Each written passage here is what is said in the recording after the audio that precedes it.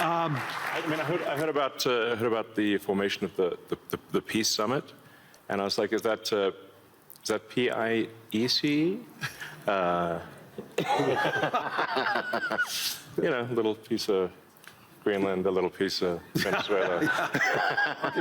We got one. All we want is peace. Okay, I'm going to... But the overall goal of my companies is to maximize the future of civilization, like basically maximize the probability that civilization has a great future, and to expand consciousness beyond Earth. So, yeah, so, I mean, I guess a rough way to think about it is 100 miles by 100 miles, or call it, I don't know, 160 kilometers by 160 kilometers of solar is enough to power the entire United States. So, the 100 mile by 100 mile area is, I mean, you could take basically a small corner of Utah, Nevada, New Mexico. Obviously, you wouldn't want it all in one place, but it is a very small percentage of the area of the U.S. to generate all of the electricity that the U.S. uses. And the same is true, actually, I mean, for Europe. You could take a small part, you could take relatively unpopulated areas of, say, Spain and Sicily, and generate all of the electricity power that Europe needs. So why don't you think that there's a movement towards that here and in the United States? Well, there is. As it is in China. Well, unfortunately, in the U.S., the tariff barriers for solar are extremely high, and that makes the economics of deploying solar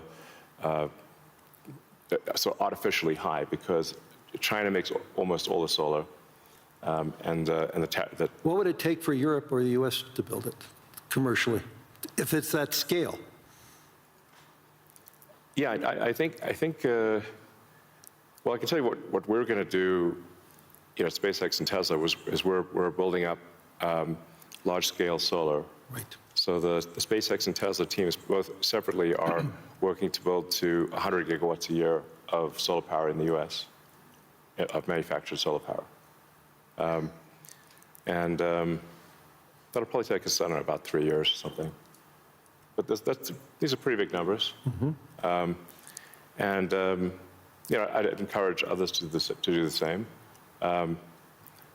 We obviously don't control the U.S. Tariff policy, but for other countries, I would recommend that China makes solar cells that are incredibly low cost, and I think it would be worth doing large-scale solar.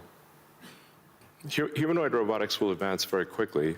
I think we do have some of the Tesla Optimus robots doing simple tasks in the factory. We expect probably later this year. By the end of this year, I think they'll be doing more complex tasks, but still deployed in an industrial environment. And probably sometime next year, I'd say that by the end of next year, I think would be selling humanoid robots to the public. That's when we are confident that it's very high reliability, very high safety, and the range of functionality is also very high. You can basically ask it to do anything you'd like. You're already seeing that in Tesla cars, the software changes that you're doing. And what is it, every quarter now, a software change that upgrades the ability of the robot within the car? Yes, the Tesla Full Self-Driving software, we update it sometimes once a week. Recently, some of the insurance companies have said that it is actually so safe, when Tesla Full Self-Driving is so safe that they're offering customers half-price insurance if they use Tesla Full Self-Driving in their car. And that can be monitored by the insurance company? Is that part of the agreement then? Yeah. I think self-driving cars is essentially a solved problem at this point. Right. And Tesla's rolled out sort of robotaxi service in a few cities, and Right. will I think be very, very widespread by the end of this year within the U.S. And then we hope to get supervised full self-driving approval in Europe, hopefully next month. Really that quickly? Yeah, and then maybe a similar timing for China, hopefully. Well, the key breakthrough that's the major breakthrough that SpaceX is hoping to achieve this year is full reusability. So no one has ever achieved full reusability of a rocket, which is very important for the cost of access to space. We've achieved partial reusability with Falcon 9 by landing the boost stage. We've now landed the boost stage over 500 times. But we have to throw away the upper stage. The upper stage sort of burns up on reentry for Falcon 9. So, and the cost of that is equivalent to a small to medium-sized jet. So, but with Starship, which is a giant rocket, it's the largest flying machine ever made. That's the rocket that you're using for the idea of going to Mars, right? Yeah, Mars and the Moon, as well as for high-volume satellite stuff. So, Starship. Hopefully this year we should prove full reusability for Starship, which will be a profound invention because the cost of access to space will drop by a factor of 100 when you achieve full reusability. Right. It's the same sort of economic difference that you would expect that, between, say, a reusable aircraft and a non-reusable aircraft. Like if you have to throw your aircraft away after every flight, that would be a very expensive flight. But if you only have to refuel, then it's the cost of the fuel. And so that's really the fundamental breakthrough that gets the cost of access to space, we think, below the cost of freight on aircraft.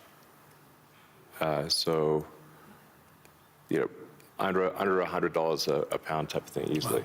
Wow. So it makes putting large satellites into space very low, very cheap.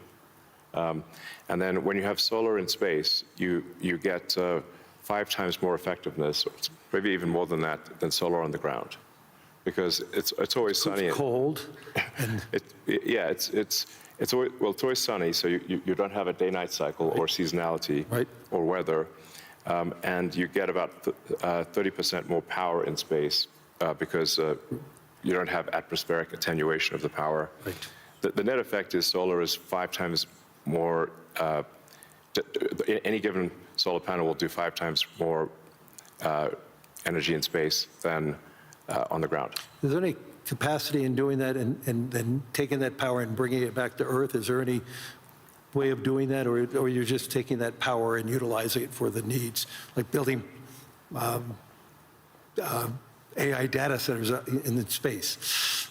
I think the case, it's a no-brainer for building solar-powered AI data centers in space, because as you mentioned, it's also very cold in space. If you're in the shadow, then it's very cold in space, just 3 degrees Kelvin. So you just have solar panels facing the sun, and then a radiator that's pointed away from the sun, so it has no sun incidence, and then it's just cooling. It's a very efficient cooling system. So net effect is that the lowest cost place to put AI will be space, and that'll be true within 2 years, maybe 3 at the latest. Wow. So looking 10 or 20 years out, how would you describe success with AI or space technology, and where do you see it? Are you more certain of what's going to happen in the next 3 years, or 5 or 10? I don't know what's going to happen in 10 years, but the rate at which AI is progressing, I think we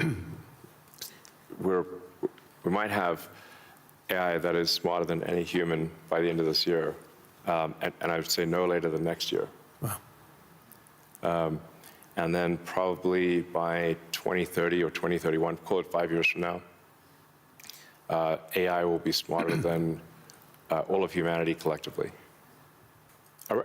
I mean, as a kid, I read a lot of science fiction, sci-fi fantasy books, Yeah, we talked about and comic books, and I always liked technology. I didn't expect to be where I am today. That seems incredibly implausible. But yeah, I was inspired by reading about books about the future, about science fiction, and I guess I want to make science fiction not fiction forever. At some point, turn science fiction to science fact.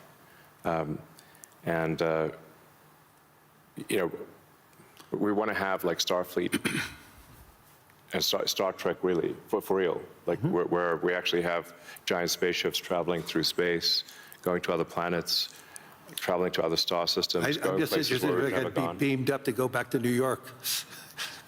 I'd like to just be beamed back to New York instead of flying. Yeah. Talking about Star Trek. No, I guess my essential, what I would call the philosophy of curiosity. I'd like to understand the meaning of life. You know, is the standard model of physics correct regarding the beginning of life, beginning of existence, and the end of the universe? What questions do we not know to ask that we should ask? And AI will help us with these things. So I'm just trying to understand, how do we get here? What's going on? What's real? Are there aliens? Maybe there are. And if we've got spaceships that are traveling to other star systems, we may encounter aliens, or we may find many long dead alien civilizations. But I just want to know what's going on. I'm curious about the universe, and that's my philosophy. Do you see yourself ever going to Mars in your lifetime? Yeah, I mean, I would say like, That's a long commitment. I've been asked. Isn't that 3 years each way? It's 6 months. 6 months, that's all it is? Yeah, 6 months, but the planets only align every 2 years. Okay. So, yeah, I've been asked a few times, like, do I want to, die on Mars? And I'm like, yes, but just not on impact. I think my last words would be, I would encourage everyone to be optimistic and excited about the future. Good. And generally, I think for quality of life, it is actually better to err on the side of being an optimist and wrong rather than a pessimist and right.